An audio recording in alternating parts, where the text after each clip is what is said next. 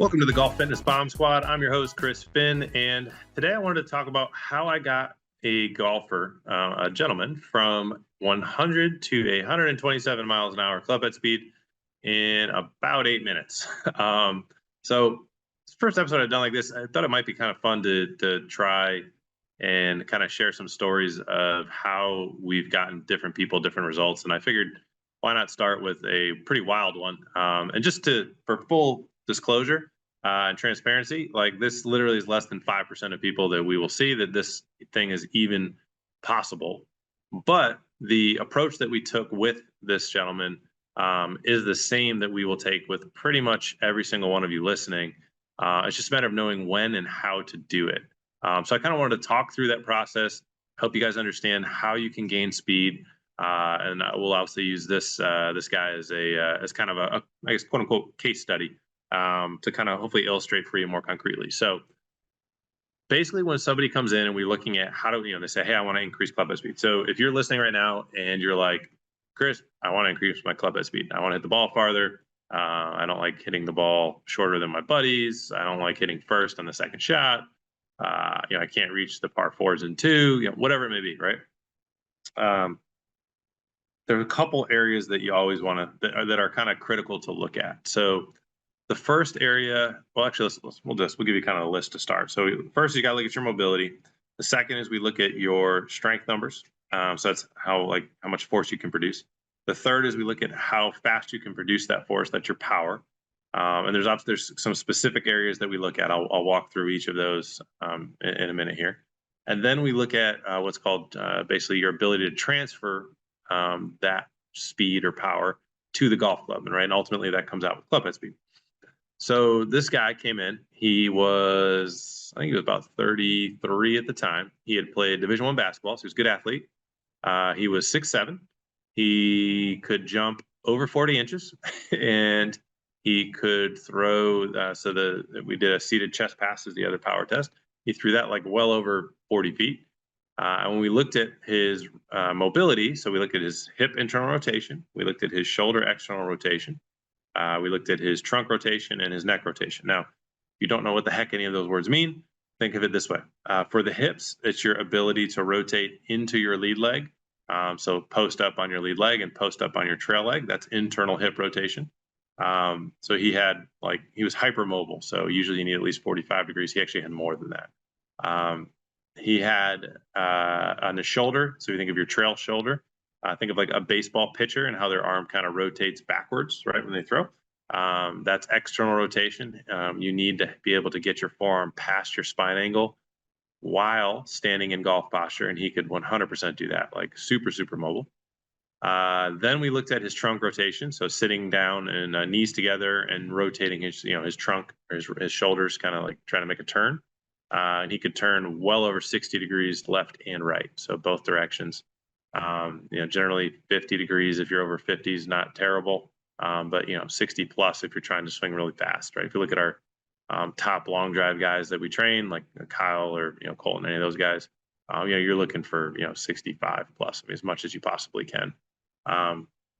Then if you're talking about neck rotation, you're just trying to be able to get your chin to your collarbone on each side, right?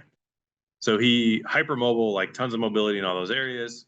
He was from a power standpoint. So basically he checked off step one, right, of mobility. So then we say, okay, no issues on mobility. Now, 95% of you listening will not pass all the mobility. And that's why we got to start there, because if we get you swinging really, really fast or faster than you're currently swinging and your mobility sucks, you're going to get hurt. So it makes no sense to run you faster into a brick wall. So we don't do that. We get you to, have the rotary mobility necessary to get to the, for the speed that you're trying to get to. I think that's kind of a cool point here, is that if you're swinging 90 miles an hour, you actually don't need as much rotational mobility as somebody who's swinging 130 miles an hour.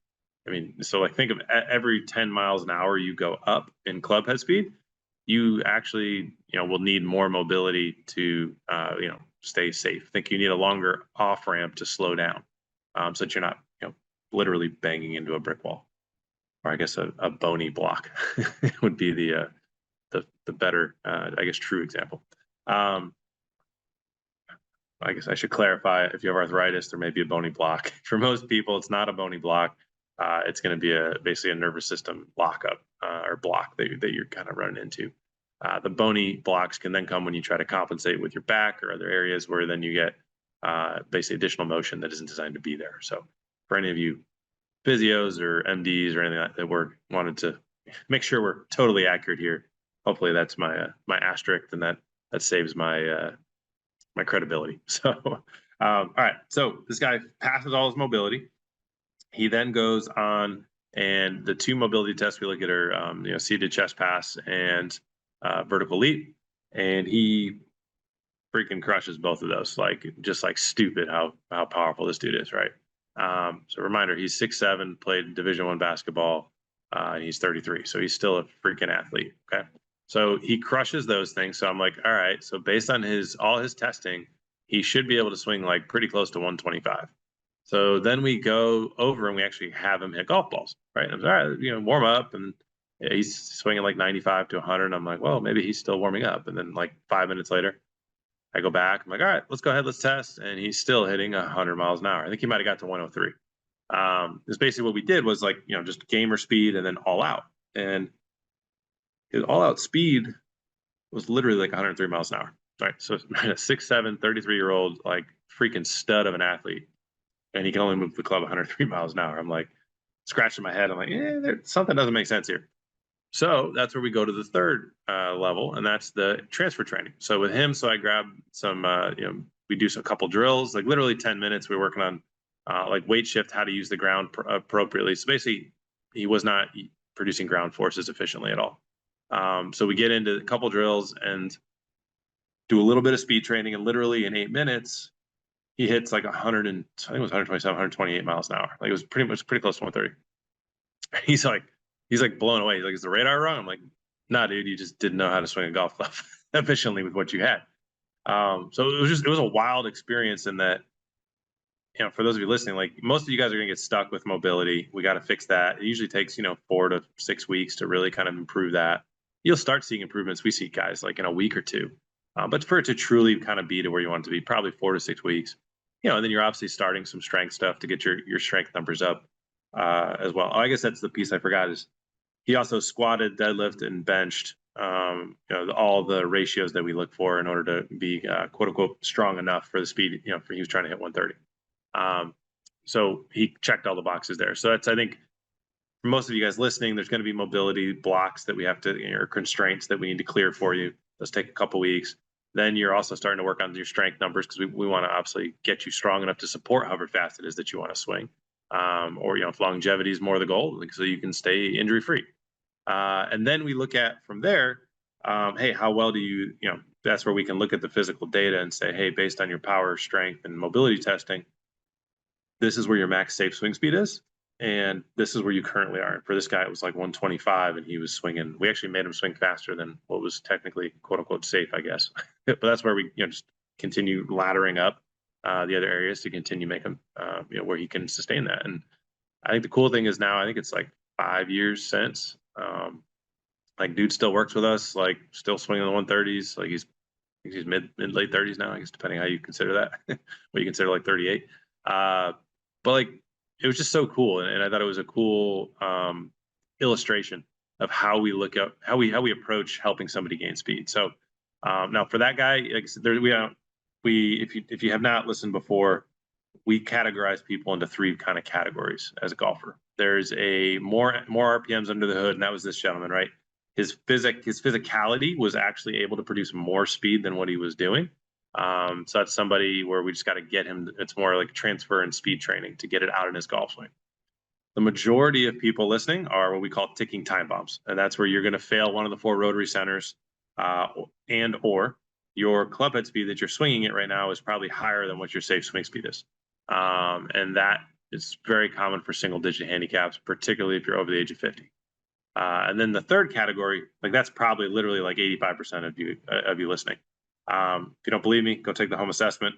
Go to barfixtest.com, and there's a home assessment right there. Take it; it's free.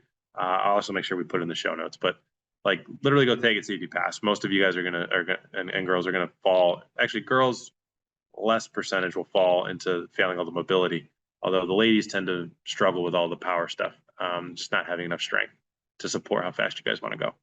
But then you have the third category is this middle, we call like a balanced golfer, right? And that's where your club head speed and your strength and mobility numbers are generally within about like, 10 to 20% of each other, right? And that's kind of what we call like a safe zone. And then I think as you're continually trying to ladder up and, you're continually iterating and, pushing your strength maybe, or, and then, your speed will kind of get below your strength, and you push your speed gets above your strength. And it's just kind of like this little, I guess, yo-yo or I guess metronome, back and forth.